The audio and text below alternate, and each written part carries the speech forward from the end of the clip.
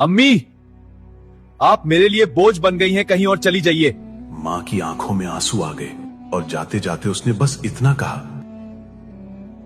अल्लाह तुम्हें भी ऐसा ही बेटा दे।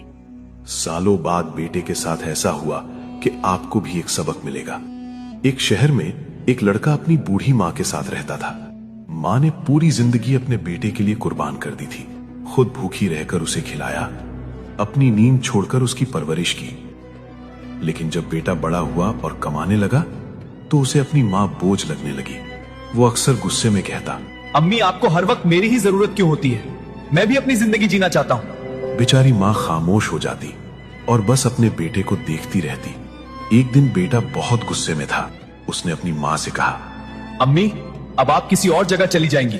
मैं अब आपकी जिम्मेदारी नहीं उठा सकता। ये सुनकर माँ की आंखों में आंसू आ गए।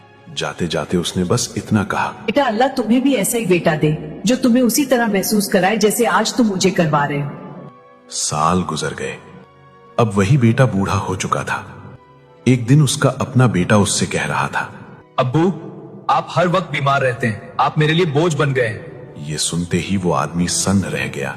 उसे अपनी माँ की वो बद्दुआ याद आ गई। वो रो पड़ा, लेकिन अब बहुत देर हो चुकी थी।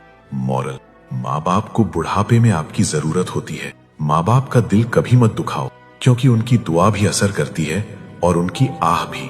अगर आपको भी लगता है कि माँ बाप का दिल कभी नहीं दुखाना चाहिए तो कमेंट में लिखिए अम्मी, और इस वीडियो को किसी ऐसे इंसान को जरूर भेजिए जिसे ये कहानी सुननी चाहिए।